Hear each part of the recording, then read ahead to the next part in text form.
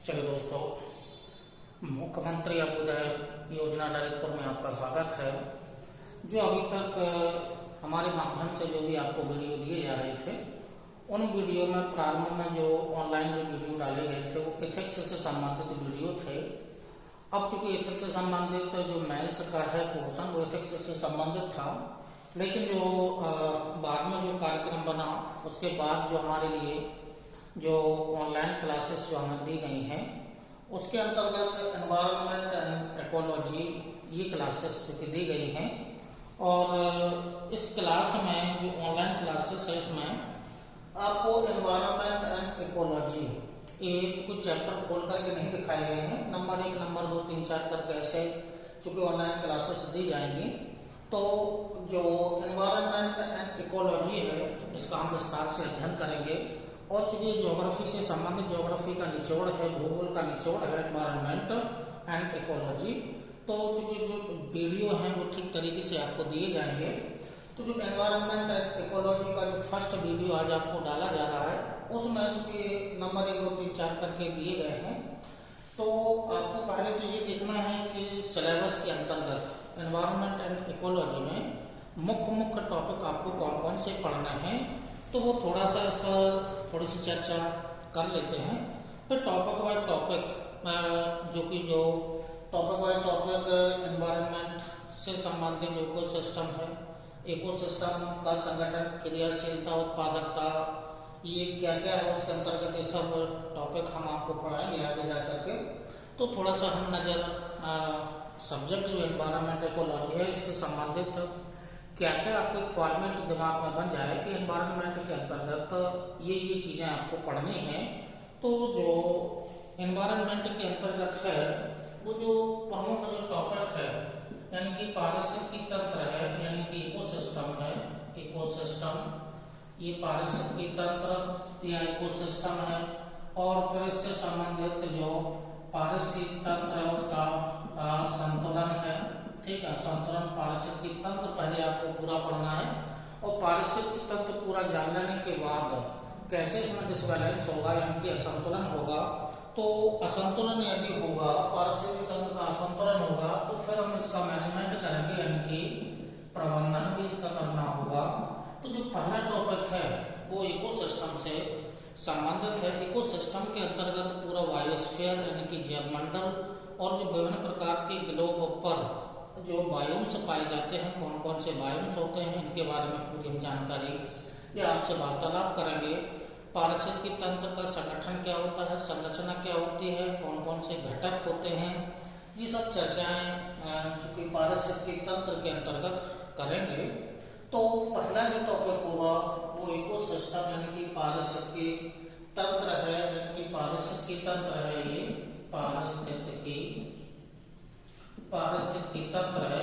ठीक है, पारिस्थितिकी तंत्र को हम पूरा जानने के बाद उसका असंतुलन जानना है। असंतुलन जानने के बाद किस कारण से डिसबैलेंस हुआ है तो उसमें फिर हमें मैनेजमेंट लगाना है। तो इसी क्रम में जो अगला जो टॉपिक होगा वो मानव पारिस्थितिकी यानी कि मानव अब ये पारिस्थितिकी शब्द हम शॉर्ट में लिख रहे हैं। मानव पारिस्थितिकी अनुकूलन क्षेत्रीय स्तर पर भी करना है और वैश्विक स्तर पर भी हमें इसका वैश्विक स्तर पर भी संतुलन करना है। तो मानव पारिस्थितिकी जो अनुकूलन है, एडेप्टेशन है, यानी कि मानव पारिस्थितिकी अनुकूलन क्षेत्रीय स्तर का क्या अनुकूलन होता है, वैश्विक स्तर का क्या अनुकूलन होता है, ये दूसरा टॉपिक होगा। और इसी के बाद आगे मानव द्वारा प्राकृतिक पर्यावरण पर प्रभाव, ये प्रभाव जो है यही ज्यादा इम्पोर्टेंट है। क्या प्रभाव डाला, यानी कि मानव ने जो प्राकृतिक संसाधन है, जो प्राकृतिक चीजें हैं, उस पर मानव ने क्या क्या प्रभाव डाला है और उस प्रभाव के कारण मानव पर ही क्या प्रभाव पड़ रहा है, अगला टॉपिक होगा। ठीक है, इसी के बाद मानव पारिस्थितिकी यानी कि पारिस्थितिकी असंतुलन के बाद मौजूद मानव पारिस्थितिकी जो पर्यावरण है उसके बाद पर्यावरण या पर्यावरण निम्नीकरण, पर्यावरण निम्नीकरण, ठीक, या इसी का दूसरा अवमूल्यन, अवमूल्यन, ये भी टॉपिक भी आपको जानना है। इसी क्रम में विभिन्न प्रकार के जो प्रदूषण होते हैं, ठीक है, वो प्रदूषण भी आपको पढ़ना है। प्रदूषण में बहुत सारे प्रदूषण हैं, जैसे वायु प्रदूषण हो गया, जल प्रदूषण हो गया है, मृदा प्रदूषण हो गया है, या नाभिकीय प्रदूषण हो जाएगा, जैव प्रदूषण हो जाएगा, जैव प्रदूषण हो जाएगा, ठीक है। ऐसे बहुत सारे प्रदूषण हैं, जो जैसे ध्वनि प्रदूषण हुआ, ठीक है।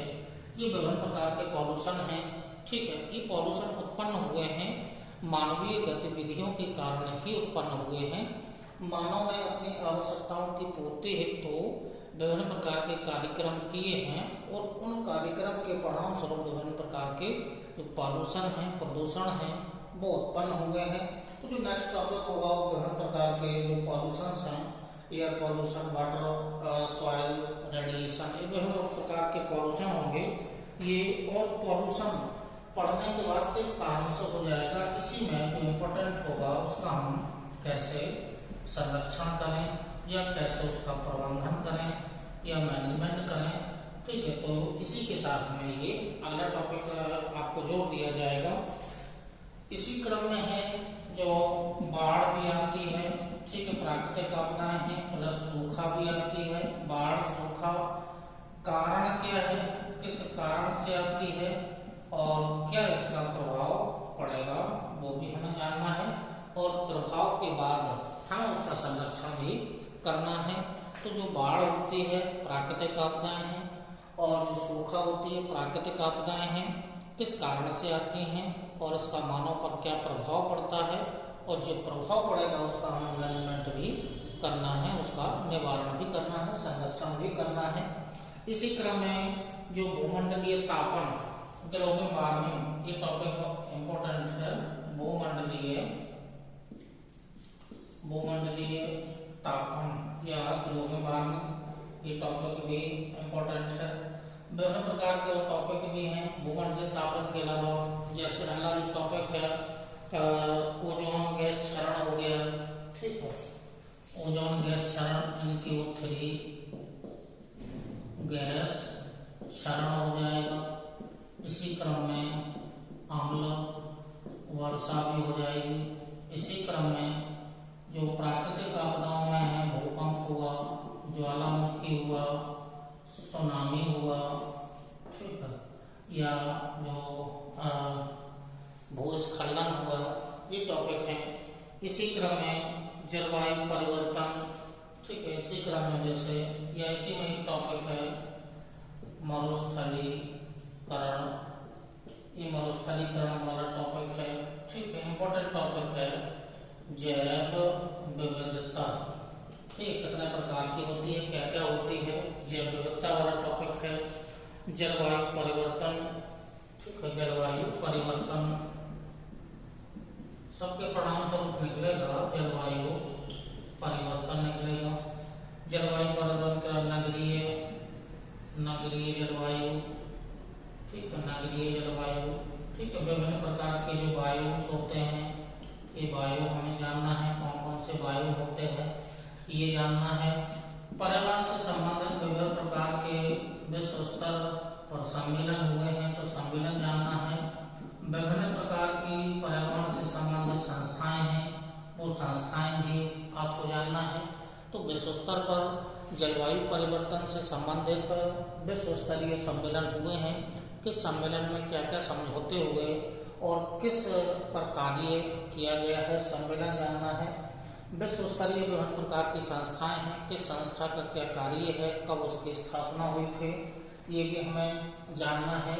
इसी प्रकार से संबंधित संविधान में यदि कोई प्रावधान है, यानी कि संविधान में कोई प्रावधान है पर्यावरण से संबंधित, तो वो भी हमें जानना है, ठीक है। जैसे अनुच्छेद 48 है, वो संविधान यानी कि संवैधानिक प्रावधान है, और भी हैं। तो जो संवैधानिक प्रावधान है एनवायरनमेंट एंड इकोलॉजी से संबंधित वो भी हमें जानना है। इसके अलावा विश्व स्तर पर यानी कि जो पुरस्कार वगैरह होते हैं, यानी कि पुरस्कार हुआ, ठीक है, व्यक्तित्व हुआ या व्यक्ति हुआ, ठीक है, ये भी हमें जानना है। इसी क्रम में जो पर्यावरण से संबंधित हैं, यानी कि जो विभिन्न प्रकार के वन्य जीव अभ्यारण्य है, पक्षी अभ्यारण्य है, हाथी अभ्यारण्य है, और जो यानी कि जो नेशनल पार्क हैं या जैव मंडलीय आरक्षित क्षेत्र हैं, ये सब टॉपिक यानी कि जो जैव मंडलीय आरक्षित क्षेत्र हैं, जैव मंडलीय आरक्षित क्षेत्र हैं, वो भी हमें जानना है। तो जो एनवायरनमेंट एंड इकोलॉजी, जो ये शब्द आपको शॉर्ट में दिख रहा है, वो शॉर्ट में नहीं है, उसका विस्तार बहुत ही ज़्यादा है।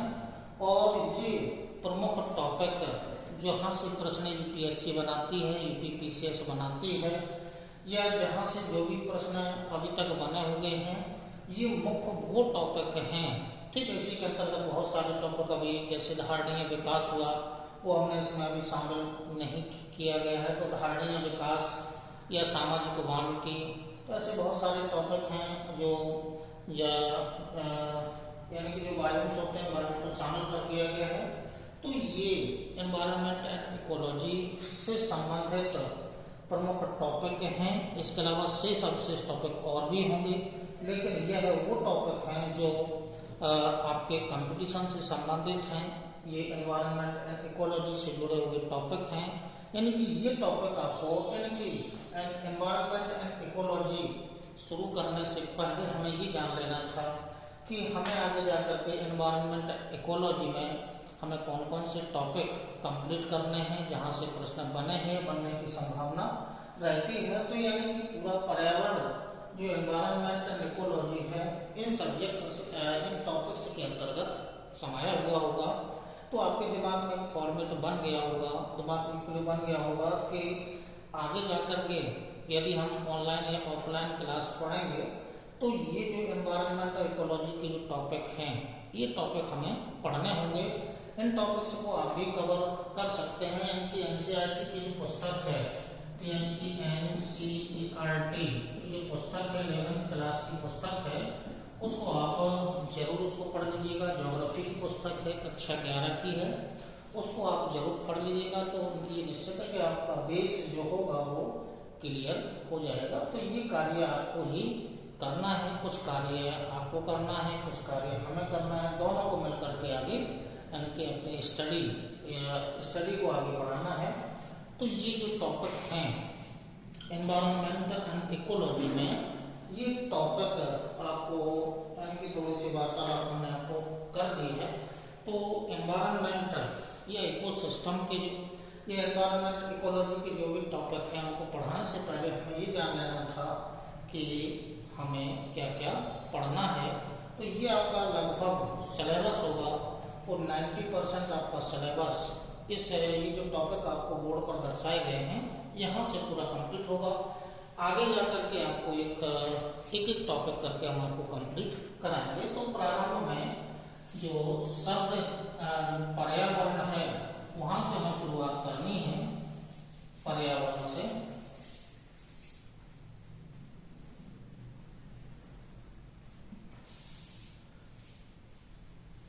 चलिए तो आगे एक एक करके टॉपिक को जानते हैं, ठीक है। जो भी आपको समझाने का कार्य बोर्ड पर होगा, वो आपको कार्य बोर्ड पर किया जाएगा। और कुछ कार्य ऐसा भी हो सकता है कि कुछ चीज़ें इम्पोर्टेंट होंगी, उनके डेफिनेशंस वगैरह लिखवाई जा सकते हैं। बाकी कार्य तो बोर्ड के माध्यम से आपको समझाया जाएगा। कुछ चीज़ें ऐसे हो सकते हैं कि आपको पिछले वर्ष के प्रश्न यदि सॉल्व करवाना हो तो वो हम आपको स्क्रीन पर सॉल्व करवा देंगे। कुछ चीज़ें ऐसी भी हो सकती हैं, किसी के डेफिनेशन से लिखना है तो वो आपको पेन और कागज लेकर के ही बैठना है, तो वो यानी कि टॉपिक आपके ठीक तरीके से कवर हो जाए। तो आइए तो देखते हैं कि जो पर्यावरण है, तो जो पर्यावरण है, पर्यावरण, ठीक है, जो एनवायरनमेंट है या जो पर्यावरण है, तो पर्यावरण चूंकि जो शब्द है, जो हिंदी के अलावा जो इंग्लिश का जो शब्द है एनवायरनर, ठीक है, जो एनवायरनर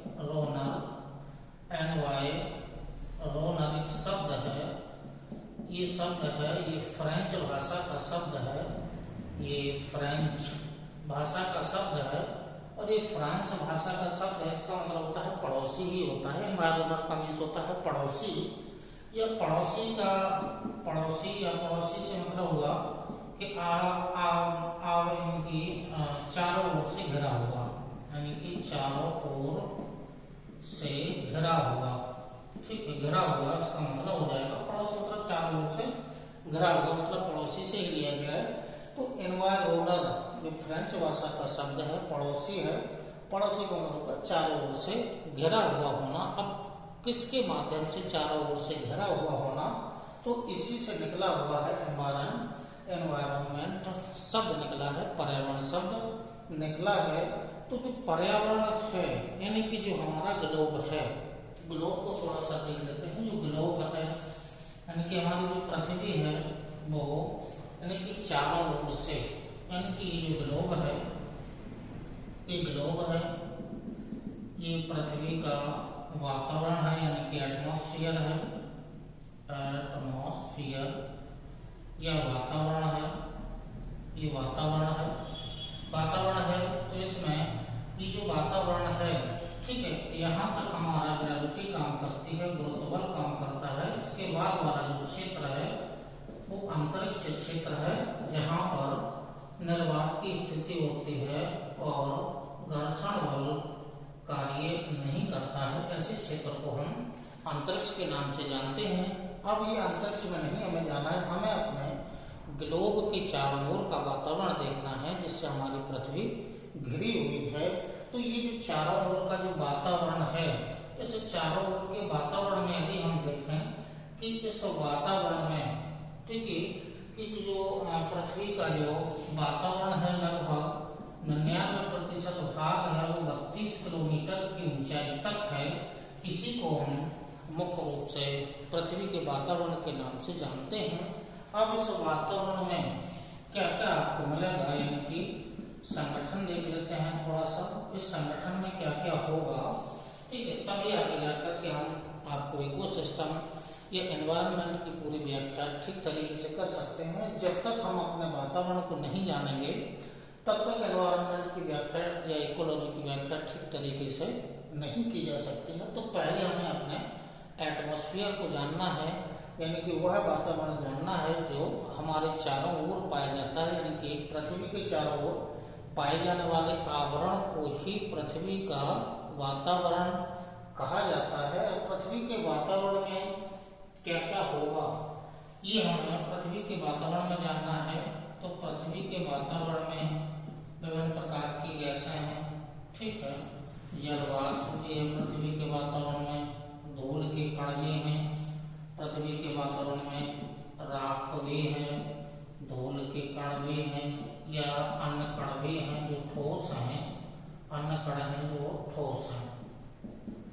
ये पृथ्वी के वातावरण का संगठन है, यानी कि पृथ्वी के वातावरण में क्या क्या पाया जाता है। पृथ्वी के वातावरण के चारों ओर का जो आवरण है जिससे हमारी पृथ्वी घिरी हुई है, इसमें विभिन्न प्रकार की गैसेस पाई जाती हैं, जलवाष्प भी है, उसमें राख भी है, धूल के कण भी हैं और धूल के कणों के अलावा अन्य कण भी पाए जाते हैं। तो ये हमारे पृथ्वी के चारों ओर का जो वातावरण है, इस वातावरण में ये चीजें पाई जाती हैं।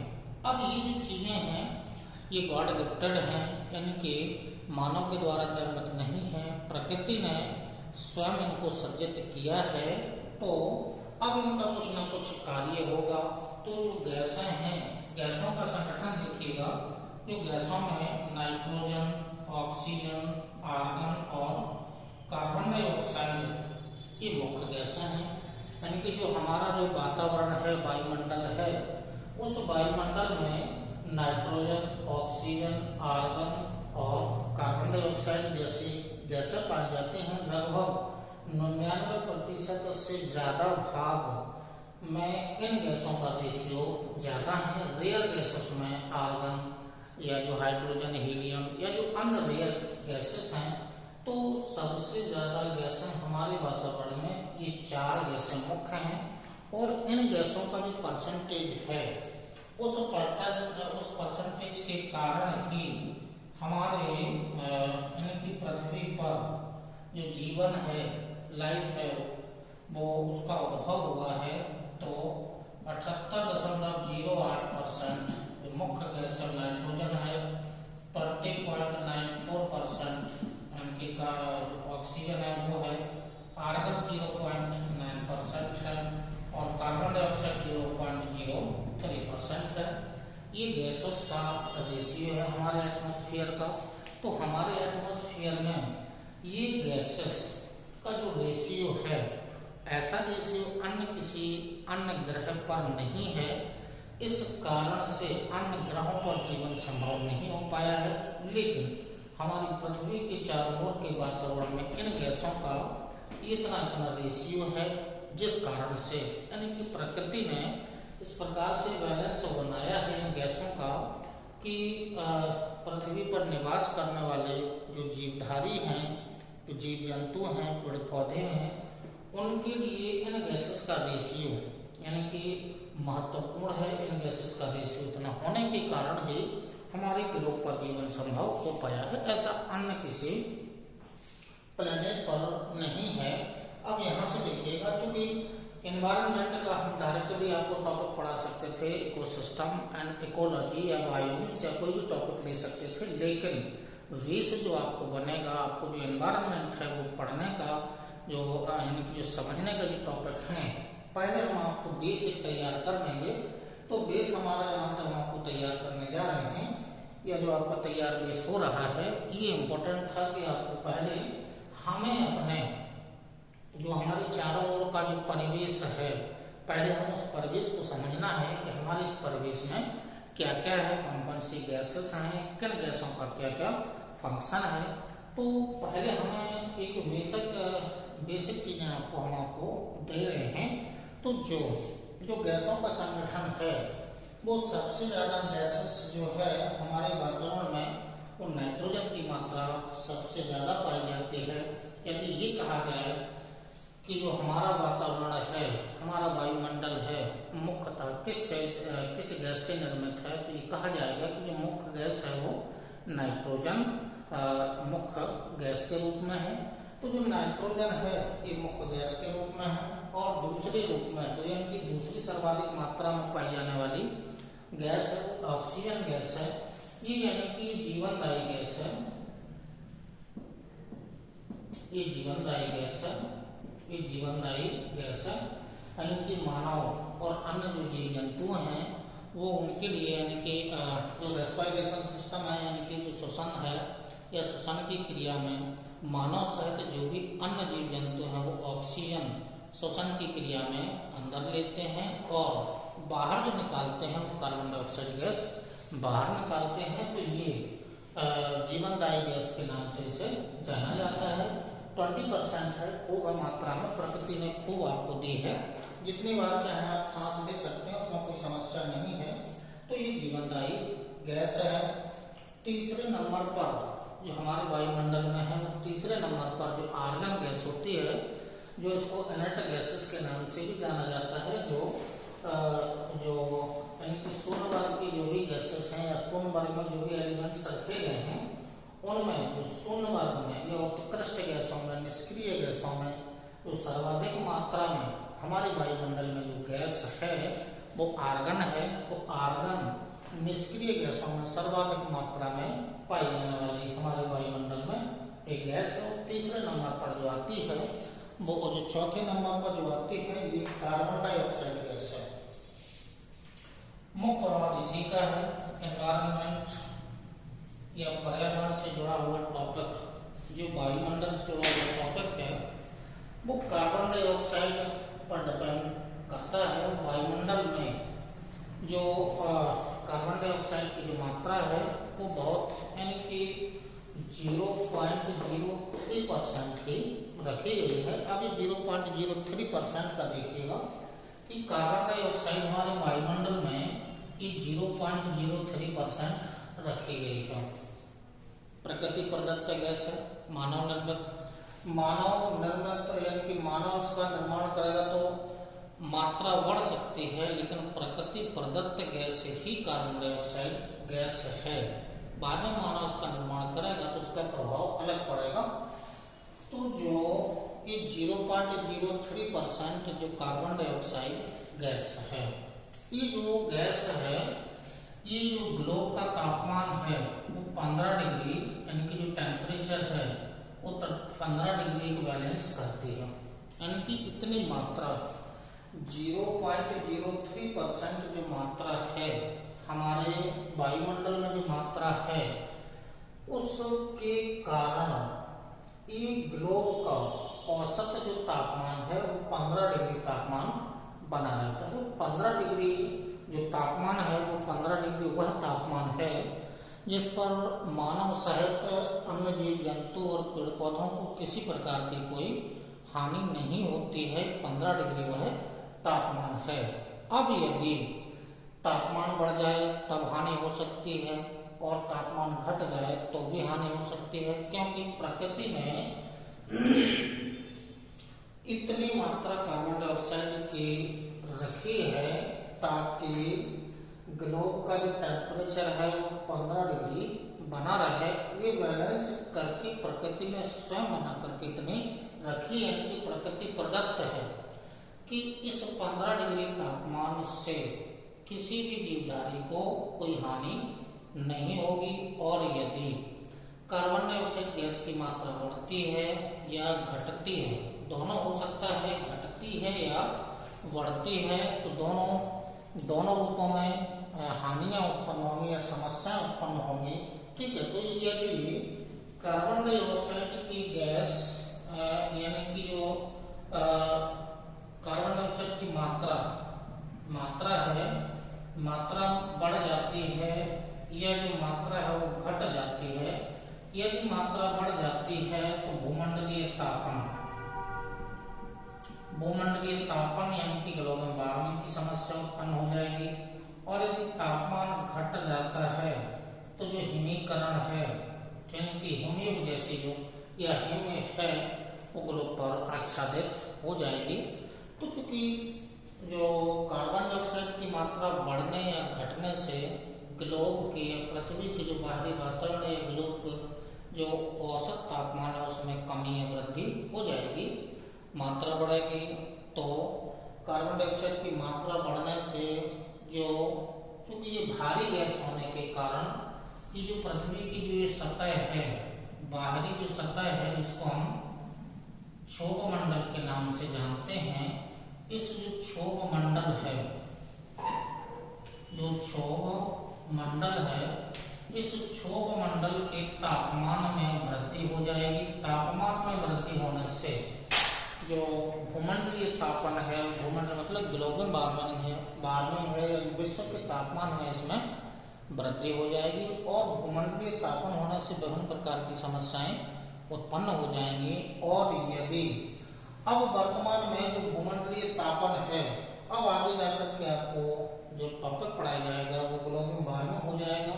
और फिर आपको ये सब चीजें वहां पढ़ाने की कोई आवश्यकता नहीं होगी, सीधे डायरेक्ट हम एक टॉपिक ले लेंगे, ग्लोबल वार्मिंग शब्द ले लेंगे कि क्यों उत्पन्न हुआ है ग्लोबल वार्मिंग, किस कारण से उत्पन्न हुआ है ग्लोबल वार्मिंग। वो कारण आपको वहां पर आपको दिए जाएंगे, लेकिन भूमंडलीय तापन होता क्या है वो आपको यहाँ डायग्राम से समझ में आ जाएगा। तो ये आपका बेस बन गया है। क्षोभ मंडल के तापमान में वृद्धि होने का मतलब है कि यहाँ पर इस मंडल में मानव के द्वारा विभिन्न प्रकार के क्रियाकलाप अपने लाभ के लिए संसाधनों का अधिक उपयोग किया होगा, वैज्ञानिक अनुसंधान किए होंगे, जिस विकास की क्रियाएं की होंगी। ठीक है, तो उस कारण से जैसे औद्योगिकरण हुआ, नगरीकरण हुआ, जनसंख्या में वृद्धि हुई, वृक्षों का कटाव हुआ, इस कारण से मानव के द्वारा जो कार्बन डाइऑक्साइड की मात्रा का जो उत्सर्जन है वो अधिक मात्रा में किया गया। और ग्लोब, क्योंकि यह गैस ऐसी है कि यह सूर्य का जो तापमान है एक बजट रहता है, जितना तापमान आएगा उतना वापस जाएगा, तो हीट बजट एक बना रहता है। लेकिन यदि ग्लोबल वार्मिंग यदि उत्पन्न होगी तो कार्बन डाइऑक्साइड की मात्रा ये काम करती है अवशोषण का। ठीक है, ताप अवशोषण का कार्य करती है। ये ताप को अवशोषित कर लेती है, यानी कि जितना प्रकाश आया है सूर्य से ग्लोब पर, उतना प्रकाश की कुछ मात्रा को कार्बन डाइऑक्साइड गैस की मात्रा बढ़ेगी तो तापमान का अवशोषित कर लेगी। और तापमान का अवशोषित करने का मतलब है कि जो क्षोमंडल का तापमान है इसमें वृद्धि होना, और क्षोमंडल के तापमान में वृद्धि होने का मतलब है कि जो औसत जो तापमान ग्लोब का था 15 डिग्री, इसकी मात्रा में वृद्धि हो जाएगी, और इसकी मात्रा में वृद्धि होने का मतलब है ग्लोबल वार्मिंग है। तो जो ग्लोबल वार्मिंग प्रक्रिया जुड़ी हुई है वो कार्बन डाइऑक्साइड गैस की मात्रा में उत्सर्जन अधिक होने से वो ग्लोबल वार्मिंग की प्रक्रिया जुड़ी हुई है। ये ग्लोबल वार्मिंग की प्रक्रिया मात्रा में वृद्धि होने से जुड़ी हुई है। ऐसा भी हो सकता है कि जो 0.03 जो कार्बन डाइऑक्साइड की जो मात्रा है इसमें कमी हो जाए, तो कमी होने से हिमीकरण की प्रक्रिया हो रही है। हिमीकरण का मतलब हुआ कि जो ग्लोब है, ग्लोब की जो बाहरी सतह है, जो भी सागर, महासागर, पर्वत, पठार, नदी, झील, मैदान है, वो सभी बर्फ से आच्छादित हो जाएंगे। और बर्फ से आच्छादित हो जाएंगे तब भी विभिन्न प्रकार की समस्याएं उत्पन्न होंगी। तो ये दोनों प्रक्रियाएं, ग्लोबल वार्मिंग की और हिमीकरण की प्रक्रियाएं, कार्बन डाइऑक्साइड जो ये गैस है इस पर निर्भर करती है।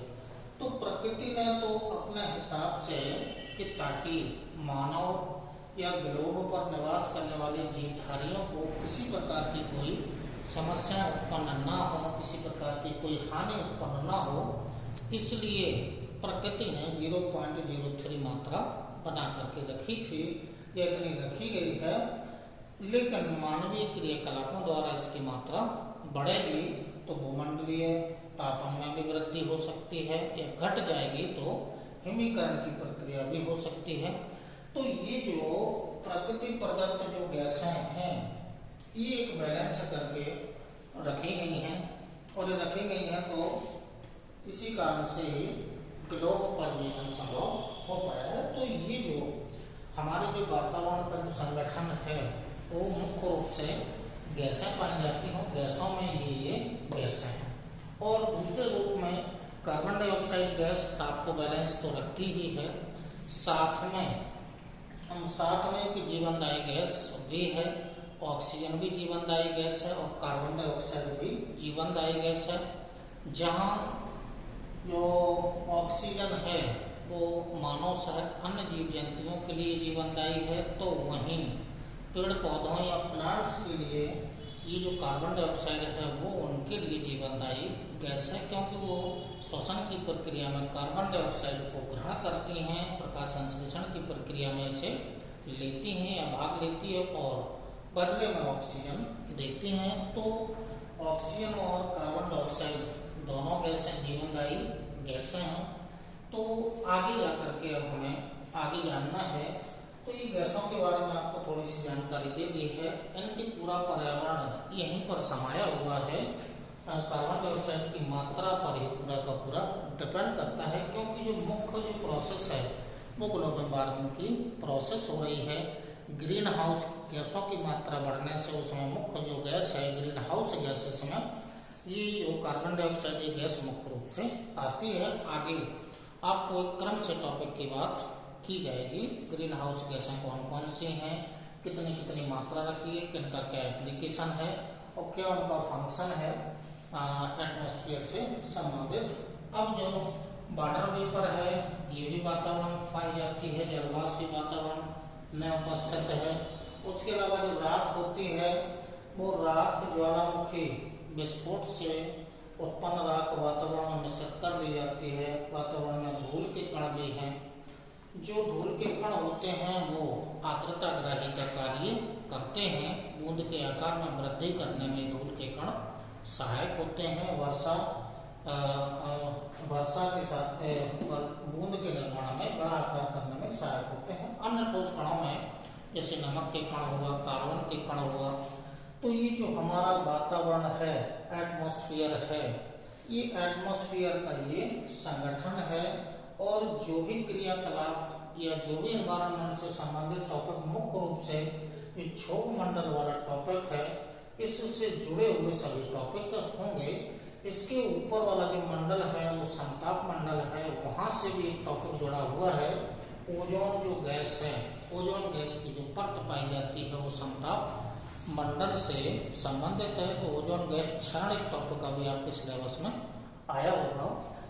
तो जो एनवायरनमेंट या इकोलॉजी का टॉपिक शुरू करने से पहले हमने आपका एक बेस बना दिया है कि पहले हमें एटमॉस्फेयर को जानना था, उसके बाद, क्योंकि बहुत सारी घटनाएं एटमॉस्फेयर से ही संबंधित घट रही हैं, तो ये एटमॉस्फेयर के बारे में आपको ये जानकारी दे दी है। अब जो पर्यावरण जो शब्द निकला है, यानी कि जो पर्यावरण है, पर्यावरण जो एनवायरनमेंट और इकोलॉजी है, इससे संबंधित जो क्रम से टॉपिक हैं, जैसे आपका भी आया था इकोसिस्टम, तो ये जो टॉपिक हैं वो आपको अभी जस्ट क्रम से आपको दे रहे हैं।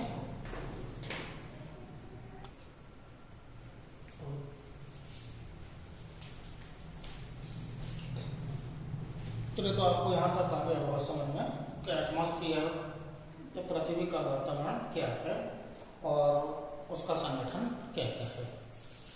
अब जो आपके टॉपिक हैं उन टॉपिक्स के ऊपर बात करते हैं। जो आपको टॉपिक दिए गए हैं सिलेबस में, जो भी आपको बताया गया था उन टॉपिक्स पर आप बात करते हैं।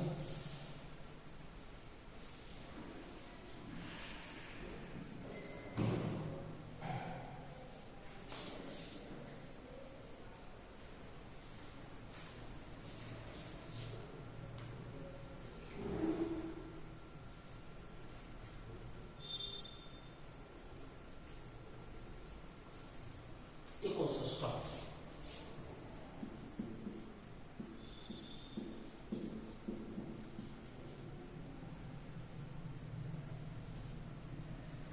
ये एनवायरनमेंटल इकोलॉजी का पहला टॉपिक है। इकोसिस्टम क्या क्या इसमें आपको जानना है इकोसिस्टम से संबंधित। इकोसिस्टम में मुख्य रूप से आपको ये जानना है कि इकोसिस्टम है क्या, क्या होता है, कौन कौन से इसके घटक होते हैं, इकोसिस्टम की क्रियाशीलता क्या होती है, क्रियाशीलता क्या होती है, इकोसिस्टम की उत्पादकता क्या होती है, प्रोडक्टिविटी क्या होती है, और एट लास्ट में आपका जो इकोसिस्टम पारिस्थितिकी तंत्र का असंतुलन, असंतुलन क्या है, और असंतुलन के कारण के साथ साथ में आपको निवारण भी जानना है या समाधान भी जानना है। तो ये टॉपिक जो हैं वो इकोसिस्टम से जुड़े हुए टॉपिक हैं। अब इकोसिस्टम है क्या, ये आपको आगे जानकारी दे रहे हैं। तो पारिस्थितिकी तंत्र क्या है, कौन कौन से इसके घटक हैं, पारिस्थितिकी तंत्र की क्रियाशीलता क्या होती है, पारिस्थितिकी तंत्र की उत्पादकता क्या है, ये सब पूरा पढ़ने के बाद ये पारिस्थितिकी तंत्र का असंतुलन क्या होता है, कारण जानना है और साथ में निवारण जानना है। क्योंकि हमें अपने ग्लोब को एक सुरक्षित संतुलित रखना है, तो हमें सतत विकास की अवधारणा को भी अपनाना है या अपनाया जा चुका है। तो पहले हम इकोसिस्टम के बारे में जानकारी ले लेते हैं कि जो इकोसिस्टम जो शब्द है ये शब्द ही है। इकोसिस्टम जो शब्द है ये 1935 में एक वैज्ञानिक थे जिसका नाम था एजी टॉन्सले। एजी टॉन्सले जो इकोसिस्टम की संकल्पना है, इकोसिस्टम की जो संकल्पना जो पारिस्थितिकी विद या पर्यावरण जो विद हैं वो एजी टॉन्सले हैं। एजी टॉन्सले के माध्यम से जो इकोसिस्टम शब्द है, इकोसिस्टम शब्द सबसे पहले एजी टॉन्सले ने दिया था। इसी के जस्ट इससे पहले यानी कि इससे पहले 1869 में एक अर्नेस्ट हैकल नाम के जो व्यक्ति थे, ये पर्यावरणविद थे, इन्होंने जो शब्द दिया था वो इकोलॉजी शब्द दिया था, पारिस्थितिकी शब्द दिया था, केवल पारिस्थितिकी शब्द। तो पारिस्थितिकी शब्द की संकल्पना सबसे पहले 1869 में अर्नेस्ट हैकल नाम के पारिस्थितिक थे, उन्होंने इकोलॉजी पारिस्थितिकी शब्द दिया था। जबकि पारिस्थितिकी तंत्र की संकल्पना 1935 में A.G. टॉन्सले नाम के वैज्ञानिक ने की थी। इन दो शब्दों के बारे में आपको जानकारी दे दी है। इकोसिस्टम शब्द A.G. टॉन्सले ने 1935 में दिया था, जबकि इससे पूर्व 1869 में अर्नेस्ट हैकल के द्वारा इकोलॉजी की संकल्पना की गई थी। तो इकोलॉजी शब्द हैकल ने दिया था, इकोसिस्टम शब्द A.G. टॉन्सले ने दिया था। तो शब्दों की व्याख्या ये हो गई है। अब जो इकोलॉजी से पूर्व आपको इकोसिस्टम पढ़ना है। इकोसिस्टम ये दो शब्दों से मिलकर के बना हुआ है। एक तो इको शब्द लगा हुआ है और एक तो इको शब्द है और दूसरा सिस्टम शब्द है। तो पहले हमें इको और फिर सिस्टम, इको और सिस्टम दोनों को समझना है। तो पहले तो ये समझ लेते हैं कि जो पारिस्थितिकी तंत्र है, सिस्टम क्या है, कैसे बनता है, वो हमको आपको अभी आगे जानकारी देंगे। लेकिन ये जो इकोसिस्टम में पारिस्थितिकी तंत्र है क्या, कौन कौन से इसके घटक हैं, क्रियाशीलता, उत्पादकता, ये टॉपिक एक क्रम से जानते हैं कि जो पारिस्थितिकी है क्या। तो पारिस्थितिकी जो तंत्र है, शॉर्ट में लिख रहे हैं पारिस्थितिकी और तंत्र, ऐसे शॉर्ट में लिख दीजिएगा, क्योंकि पारिस्थितिकी तंत्र एक बार पहले लिखा चुका है। जो पारिस्थितिकी तंत्र है वो जैविक और अजैविक, बायोटिक और एबायोटिक जो कंपोनेंट्स होते हैं, जो घटक होते हैं पारिस्थितिकी तंत्र, यानी कि जैविक और अजैविक, जैविक और अजैविक घटकों का क्या है, संबंध है, यानी कि अंतर संबंध है। पारिस्थितिकी तंत्र कैसे बना है? पारिस्थितिकी तंत्र में जैविक और अजैविक घटकों के साथ साथ में जो ऊर्जा घटक है, प्लस जो करके जो ऊर्जा घटक है, ऊर्जा, इन तीन घटकों के आपस के जो अंतर संबंध है। अब कैसे अंतर संबंध बनेगा, अभी आपको एक एग्जाम्पल देकर के आगे आपको समझाएंगे। तो पारिस्थितिकी तंत्र क्या है? पारिस्थितिकी तंत्र जैविक और अजैविक और ऊर्जा घटकों के अंतर संबंधों से निर्मित जो तंत्र बनता है उसी को कहा जाता है पारिस्थितिकी तंत्र कहा जाता है। अब पारिस्थितिकी जो तंत्र है, एक प्रकार से चूंकि जैविक और अजैविक घटक मिल गए हैं, तो एक प्रकार से ये एक वायु बन जाएगा, एक प्रकार से ये वायु। तो पारिस्थितिकी तंत्र क्या है? एक वायु है। अब वायु की व्याख्या आपको विस्तृत रूप से आगे आपको दी जाएगी, लेकिन यहाँ ये समझ लेना है कि जो वायु जो होते हैं, वायु में यानी कि जितने भी जीवित यानी कि जीव जंतु, यानी कि छोटे से लेकर के छोटे जंतु से लेकर के बड़े जंतु तक ये वायु बना रहे हैं। और वहाँ छोटी वनस्पति से लेकर के बड़ी वनस्पति तक, यानी मान के चलिएगा कि जो माइक्रोब्स कि जो सूक्ष्म जीव होते हैं, जीवाणु, विषाणु, फंजाई, शैवाल, या छोटे जीव होते हैं, इनसे लेकर के बड़े जो जैसे व्हेल एंड शार्क मछली होती हैं, इनके बीच में यानी कि जीवाणु, विषाणु, इनसे लेकर के जो बड़ा जीव है, जो शार्क मछली है या व्हेल मछली है, इनके बीच में जो भी जीव जंतु आए, वो जीव जंतु और शैवाल से लेकर के जो सबसे छोटी प्लांट्स होती है, शैवाल से लेकर के सेक्वोया वृक्ष, यानी कि शैवाल और सेक्वोया वृक्ष के बीच में जो भी वनस्पति आए वो किसके अंतर्गत रखी जाएगी?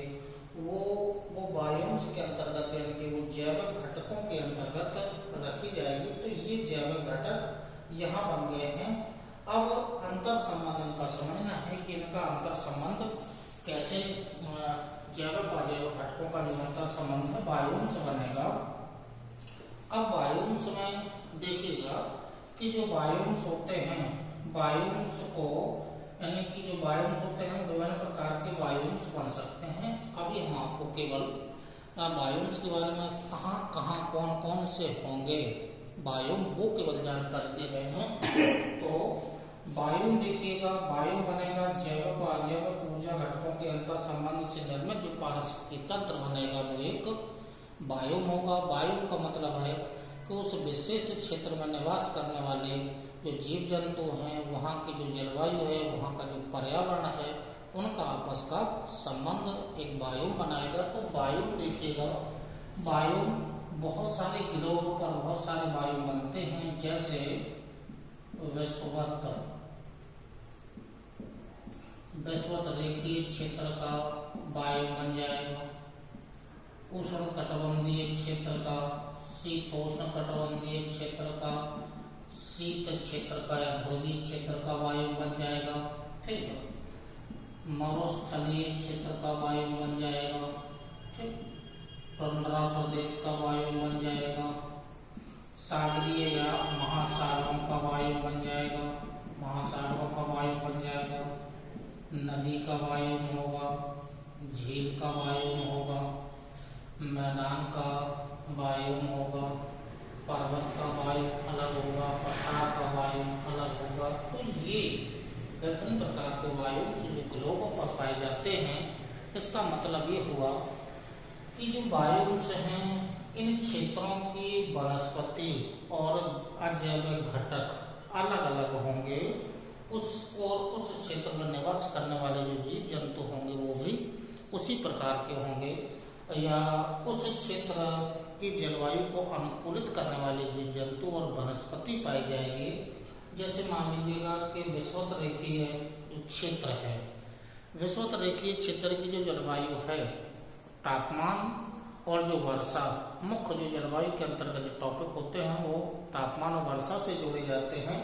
तो विषुवत रेखीय क्षेत्र में ताप भी अधिक होता है और वर्षा भी अधिक होती है, दोनों चीजें अधिक होती हैं। इस कारण से वनस्पति का विकास सर्वाधिक होता है। वनस्पति यानी कि सघन पाई जाती है और सदाबहार वनस्पति पाई जाती है।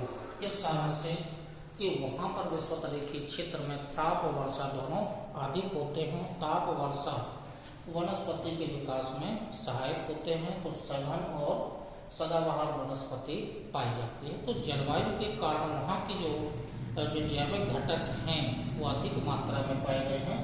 तो सघन और सदाबहार वनस्पति होने के कारण यहाँ निवास करने वाले जो जीव जंतु होंगे वो उसी प्रकार के जीव जंतु होंगे जो विषुवत रेखीय क्षेत्र में पाए जाते हैं, या सर्वाधिक मात्रा में पाए जाने वाले जंतुओं की जो संख्या होती है, वनस्पतियों की जो संख्या होती है, या विभिन्न प्रकार की वनस्पति, विभिन्न प्रकार की वनस्पति की प्रजातियां, या विभिन्न प्रकार के जीव जंतुओं की प्रजातियां। ठीक है, विभिन्न प्रजातियां। अब प्रजातियां किसकी हो जाएंगी? वो जंतुओं की भी हो जाएंगी और वनस्पति की। अब इससे मिलकर के जो शब्द बनता है वो है जैव विविधता। तो सर्वाधिक जैव विविधता विषुवत रेखीय क्षेत्र की पाई जाती है। जो विषुवत रेखीय क्षेत्र है या जो शांत या डोलरम वाला क्षेत्र है, सर्वाधिक जैव विविधता इस क्षेत्र में पाई जाती है।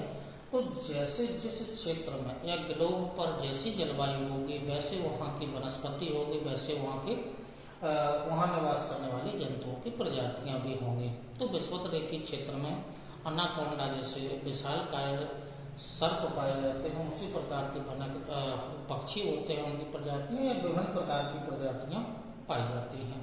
तो जैसा क्षेत्र है ग्लोब पर और वहाँ जो क्लाइमेट का कारण है उससे वनस्पति का भी उसी प्रकार का विकास होगा और उसी प्रकार की प्रजातियों का भी विकास होगा, और उससे बनेगा एक शब्द, इसका नाम है बायोडायवर्सिटी या जैव विविधता। तो जैव विविधता एक ऐसा विशेष क्षेत्र जहाँ विभिन्न प्रकार की वनस्पति और विभिन्न प्रकार की जंतुओं की प्रजातियां पाई जाती हैं, ऐसे क्षेत्र को जो एक नाम विशेष दिया जाता है वो जैव विविधता है। इसकी आगे वार्तालाप विस्तृत रूप में होगी। अब इसी तरह से मरुस्थलीय क्षेत्र का मान लीजिएगा, मरुस्थलीय क्षेत्र में तापमान बहुत ज़्यादा होता है, वर्षा बहुत कम होती है, तो यहाँ जो वनस्पति का विकास वो झाड़ियों के रूप में होगा। तो उसी प्रकार की रेत की मात्रा ज़्यादा होगी, तो उसी प्रकार की वनस्पति के साथ साथ में वैसे ही जीव जंतुओं की प्रजातियाँ पाई जाएंगी। तो मतलब कहने का ये कि जो वायुंश होते हैं, जैसे वहाँ की जलवायु होगी, वहाँ जो जैविक घटकों का विकास है उसी प्रकार से जैविक घटकों का विकास होगा। और जलवायु जो है वो अजैविक घटकों के अंतर्गत आता है। ताप, वर्षा, मिट्टी ये अजैविक घटकों के अंतर्गत शामिल किया जाता है। तो ये वहाँ का जो अंतर संबंध बना है, तो ग्लोब पर ये विभिन्न प्रकार के जो ये वायुंश पाए जाते हैं, ये विभिन्न प्रकार के वायुंश हैं। तो ये विभिन्न प्रकार के वायुंश ग्लोब पर पाए जाते हैं। इनकी वार्तालाप, इनकी विस्तृत व्याख्या आगे आपको इसी के आगे जो नेक्स्ट वीडियो होगा उसमें आपको विस्तृत चर्चा वायुंश के बारे में की जाएगी। तो ये जो विभिन्न प्रकार के वायुंश हैं, ये वायुंश जो पाए गए हैं, इन वायुंश का जो विकास हुआ है, इन वायुंश का जो विकास सभी वायुंश मिलकर के, क्योंकि 3 ही क्षेत्र बनाएंगे, एक तो स्थल मंडल होगा, एक जल मंडल होगा और तीसरा वायुमंडल होगा। और ये तीनों मंडल मिलकर के बनाते हैं एक पूरा का पूरा भूमंडलीय, ठीक है, भूमंडलीय क्षेत्र बनाते हैं। भूमंडलीय क्षेत्र का मतलब हो गया है एक पूरे ग्लोब का वायु हो जाएगा, ठीक है। तो ये पूरे ग्लोब यानी कि पूरा का पूरा जैव मंडल बन जाएगा। भूमंडलीय क्षेत्र यानी कि पूरे ग्लोब का क्षेत्र यानी कि लिथोस्फीयर, हाइड्रोस्फीयर एंड एटमॉस्फेयर आपस में मिलकर के भूमंडलीय क्षेत्र का निर्माण करते हैं, जो पूरे ग्लोब का ही है। सबसे बड़ा वायुंश ग्लोब का वायुंश बन जाएगा। तो ये जो पारिस्थितिकी तंत्र की जो संकल्पना जो एजी टॉन्सलिन ने दी थी है, तो पारिस्थितिकी तंत्र जो होता है जैविक अजैविक ऊर्जा घटकों का अंतर संबंध है। अंतर संबंधों से मिलकर के पारिस्थितिकी तंत्र बनता है, जो एक प्रकार से वायुओं का निर्माण करता है। वायुंश ग्लोब पर विभिन्न प्रकार के वायुंश हो सकते हैं, सबका अपना अपना अलग अलग वायुंश होगा। वायुंश का मतलब होगा विशेष क्षेत्र की वनस्पति भी अलग होगी, विशेष क्षेत्र में पाए जाने वाले जीव जंतुओं की जो प्रजातियां होंगी वो भी अलग होंगी, या उसके अनुकूल जलवायु के अनुकूलित जो भी वनस्पति या जीव जंतु होंगे वो इसमें हो जाएंगे। तो एक शब्द निकला था जैव विविधता।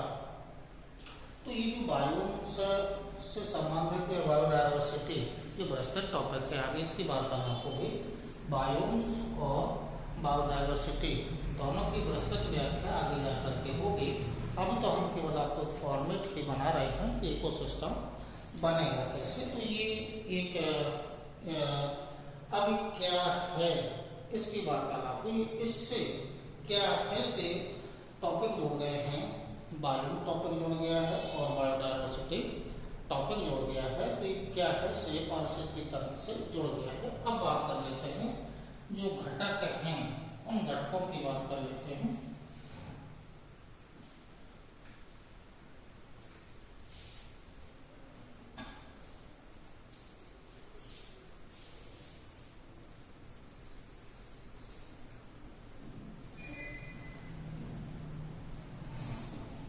चलो तो पहले तो देख लेते हैं घटक।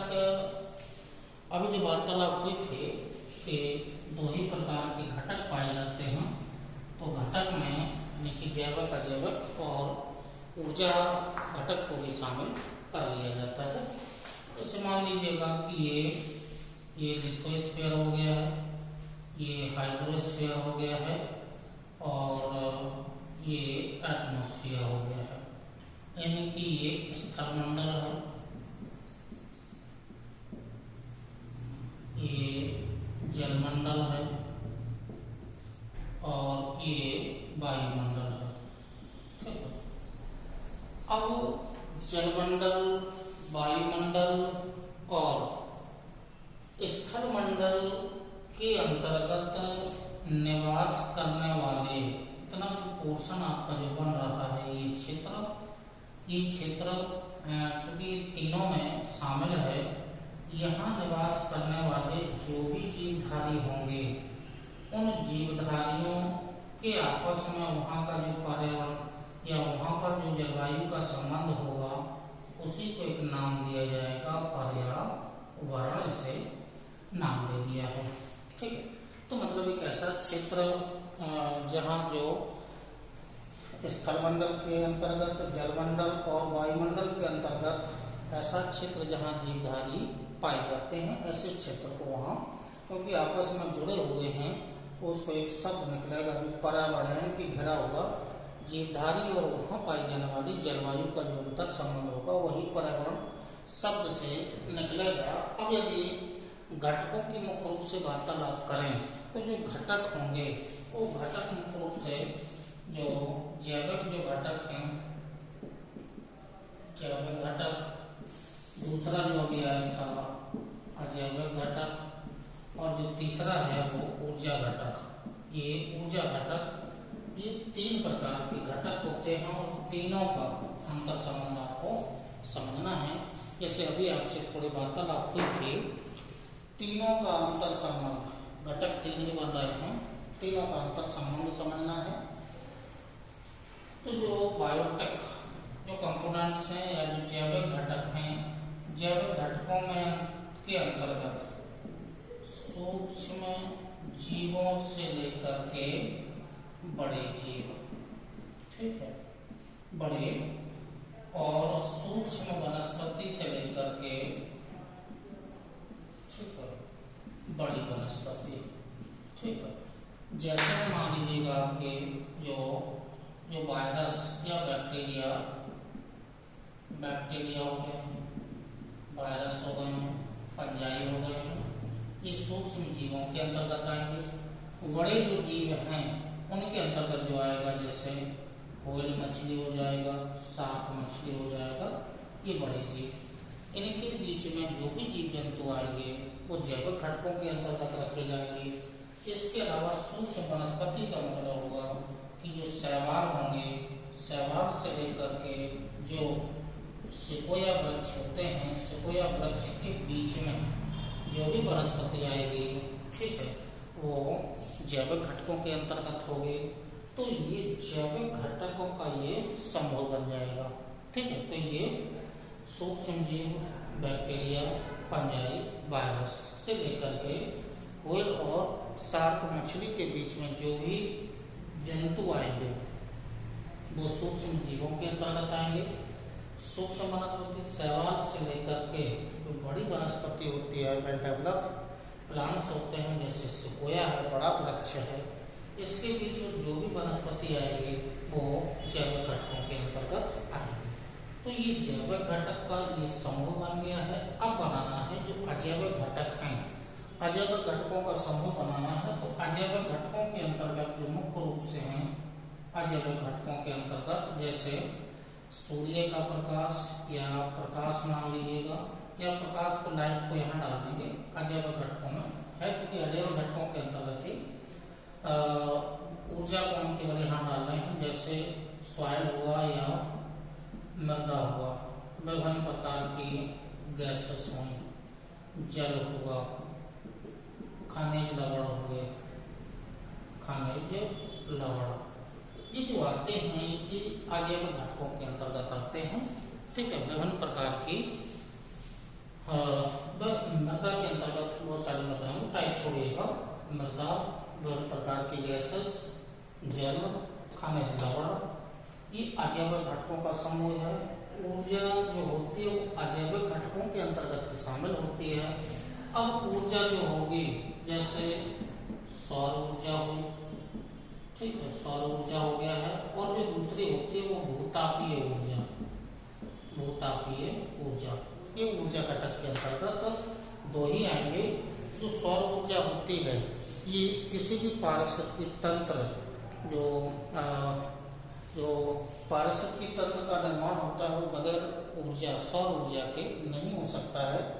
क्योंकि किसी भी पारिस्थितिकी तंत्र को चलाने के लिए, इकोसिस्टम को आगे बढ़ाने के लिए या भोजन का निर्माण करने के लिए सौर ऊर्जा की आवश्यकता होती है। तो ये प्राथमिक चालक बल माना जाता है, सिस्टम को चलाने वाला एक बल है। सिस्टम को चलाने वाला एक बल जिसे कहा जाता है सौर ऊर्जा ही होती है। यह ग्लोब को जो ऊर्जा का स्रोत है, वो स्रोत कौन सा है? प्राथमिक ऊर्जा का स्रोत सूर्य से प्राप्त ऊर्जा ही ग्लोब का ऊर्जा प्राप्ति का मुख्य स्रोत यही हो जाएगा। मुख्य पूरा स्रोत सौर ऊर्जा ही है। ठीक है, तो घटक जैविक अजैविक ऊर्जा, ऊर्जा घटकों को अजैविक घटकों के अंतर्गत ही शामिल किया जाता है। लेकिन एग्जाम्पल के रूप में हमने जैसे सौर ऊर्जा है और तापीय ऊर्जा है, इसका वर्गीकरण अलग से कर दिया है। इन सब को आपस में मिलना है और ये सब आपस में मिलकर के एक सिस्टम का निर्माण करेंगे, इनमें अंतर संबंध होगा तो वो बन जाएगा पारिस्थितिकी तंत्र। कैसे बनेगा वो एक सिस्टम के माध्यम से आगे आपको बता रहे हूँ। तो स्थलमंडल, जलमंडल, वायुमंडल, ये वायुस्फीयर है, यानी कि जैव मंडल है। इसको पर्यावरण शब्द ना देकर के जैव मंडल शब्द दे दीजिएगा। जैव मंडल वायु स्फीयर, ये वायुस्फीयर बन जाएगा, ये वायुस्फीयर। ठीक है, तो जो लिथोस्फीयर है, जो हाइड्रोस्फीयर है, ये जो एटमॉस्फेयर है, ये आपस में तीनों का ये जो यहाँ जो क्षेत्र बन रहा है वो बायोस्फीयर क्षेत्र बन जाएगा। तो ये बायोस्फीयर, ये वाला जो क्षेत्र है जो तीनों स्थानों में शामिल है।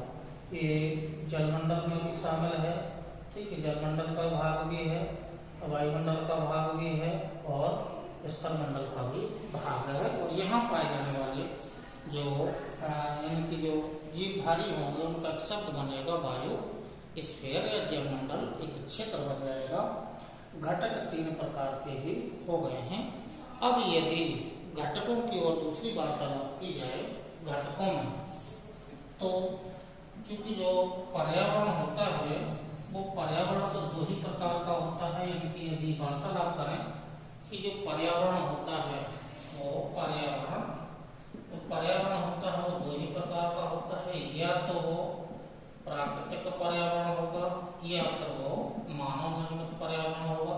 तो प्राकृतिक पर्यावरण जो अभी आपसे वार्तालाप की है कि जितने प्रकार के वायुंश होते हैं, नदी, झील, पठार, पर्वत, मैदान, टुंड्रा प्रदेश, वसोतरेखी क्षेत्र, मरुस्थल या मैदान, वन, तो ये जो वायुंश वाले क्षेत्र होते हैं, ये वायुंश पूरे के पूरे वायुंश जो बनेंगे वो वायुंश यानी कि वायुंश जो होंगे वो वायुंश होंगे पूरे प्राकृतिक वायुंश के अंतर्गत आएंगे।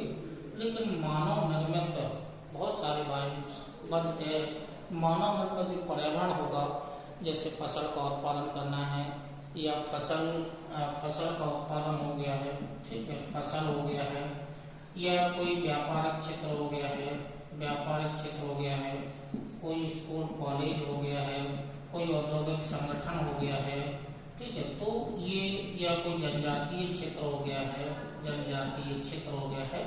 ये जो बन रहे हैं ये सब मानव निर्मित बन जाएंगे। तो ये जो घटक होंगे, ये जो पर्यावरण होगा वो मानव निर्मित होगा। ये वायुंश जितने अभी आपको पहले व्याख्या की है वो वायुंश सभी प्राकृतिक वायुंश होंगे। अब यदि घटक की और यदि आगे चर्चा की जाए तो जो घटक यदि बनेंगे तो जो घटक बन सकते हैं, जैसे मान लीजिएगा कि जो घटक बनेंगे, एक घटक तो बनेगा जो मानव निर्मित हो जाएगा। दूसरा जो हो सकता है वो सामाजिक घटक हो सकता है। तीसरा जो हो सकता है वो जैविक घटक हो सकता है।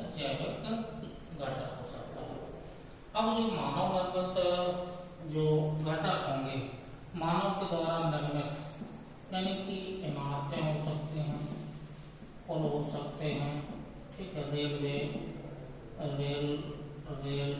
लाइन्स हो सकती हैं, रोड हो सकते हैं, या विभिन्न प्रकार की जो इमारतें या विभिन्न प्रकार के जो इंफ्रास्ट्रक्चर होंगे वो सब मानव निर्मित या जितने भी मानव के द्वारा जो भी वस्तुएं बनाई जाती हैं वो सब मानव निर्मित घटक के तरफ। सामाजिक घटक में हो सकता है कि जैसे एक मानव है,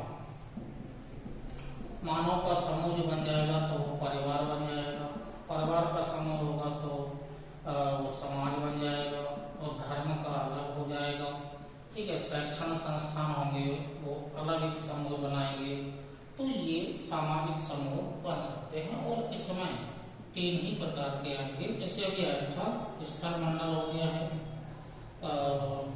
वायुमंडल हो गया है और जलमंडल, और ये तीनों मिलकर के बनाते हैं जैव मंडल। तो ये तो वर्गीकरण एक प्रकार से दिया गया है, मानव निर्मित ये है, ठीक है, और जैविक घटक ये हो जाएंगे, सामाजिक घटक ये हो जाएंगे। तो वर्गीकरण घटकों का एक अलग से वर्गीकरण है। इसी क्रम में आगे आपको चलिए आगे चलिए, ये तो घटकों के बारे में बात हो गई है। अब हम आपसे वार्तालाप करेंगे कि सिस्टम, इको सिस्टम शब्द जुड़ा है, इसका थोड़ी सी वार्तालाप कर लेते हैं। सिस्टम, एक सिस्टम की बात कर रहे हैं कि सिस्टम क्या होता है। सिस्टम जो एक शब्द है, सिस्टम यानी कि तंत्र, एक तंत्र की बात करनी है कि तंत्र क्या होता है। जैसे मान लीजिएगा कि मानव का शरीर कैसे बनता है, उसमें मानव शरीर में बहुत सारे सिस्टम पाए जाते हैं। सभी सिस्टम का कार्य सबका अलग अलग होता है, लेकिन सभी तंत्र मिलकर के एक मानव का निर्माण करते हैं। कार्य सबका अलग अलग होता है, लेकिन सब मिलकर के एक शरीर का निर्माण करते हैं। जैसे मान लीजिएगा कि मानव शरीर की सबसे छोटी जो इकाई होती है वो जीन्स होती है या जीन होते हैं। ठीक है, जीन आपस में मिलकर के डीएनए बनाते हैं, या डीएनए से ये जो डीएनए होता है वो न्यूक्लियस या केंद्रक में पाया जाता है। या इससे मान लीजिएगा सेल, एक बड़ा शब्द ले रहे हैं, सेल आपस में मिलकर के टिश्यू बनाती हैं या ऊतक का निर्माण करती हैं। बहुत सारे ऊतक आपस में मिलकर के एक अंग का निर्माण करते हैं। बहुत सारे अंग आपस में मिलकर के ये मानव शरीर का निर्माण करते हैं, और मानव बहुत सारे शरीर आपस में मिलकर के समाज का निर्माण करते हैं। अब इसमें तंत्र देखिएगा कहाँ सिस्टम काम कर रहा है। जैसे जीन होते हैं, जीन आप जीन, प्रत्येक जीन होता है, सबका कार्य अलग होता है। जितने भी जीन, किसी भी जीवधारी में जो भी जीन पाए जाएंगे, प्रत्येक जीन का कार्य अपना अलग अलग होता है, लेकिन वो जीन सभी आपस में मिलकर के डीएनए या आरएनए का निर्माण करते हैं। और डीएनए या आरएनए, डीएनए या आरएनए ये केंद्रक में पाया जाता है, और केंद्रक के बाद जो कोशिका होती है, कोशिका में साइटोप्लाज्म और न्यूक्लियोप्लाज्म में उसमें पाए जाने वाले बहुत सारे अंग होते हैं। माइटोकॉन्ड्रिया का निर्माण, माइटोकॉन्ड्रिया जो होता है उसका मुख्य कार्य होता है यानी कि ऊर्जा का निर्माण करना होता है।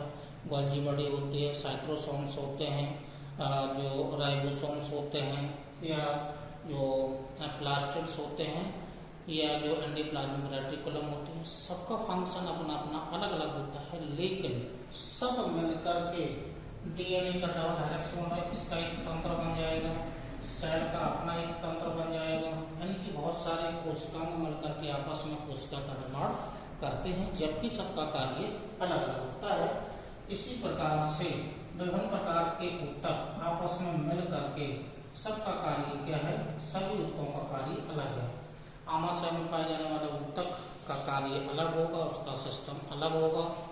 आँख में पाए जाने वाला ऊतक अलग है, ब्रेन में पाए जाने वाला ऊतक, यानी कि जितने भी शरीर में पार्ट्स होते हैं सबके ऊतक अलग अलग होते हैं और सबका कार्य अलग होता है। लेकिन आँख का काम होता है देखना होता है, सभी ऊतक आपस में कार्य करते हैं। तो एक कार्य यानी कि तंत्र बन गया है।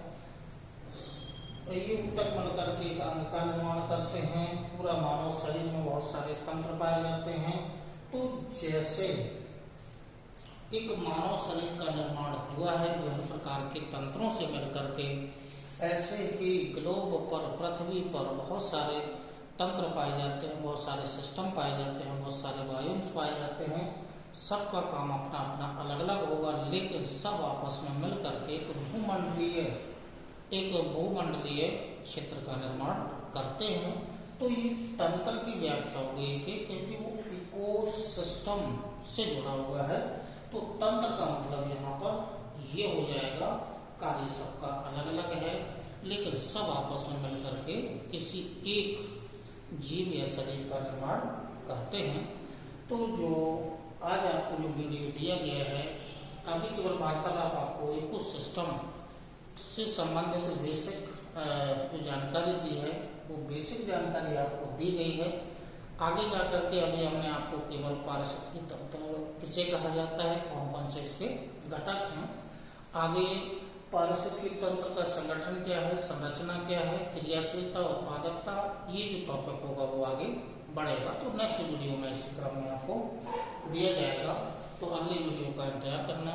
तब तक नमस्कार, धन्यवाद, जय हिंद।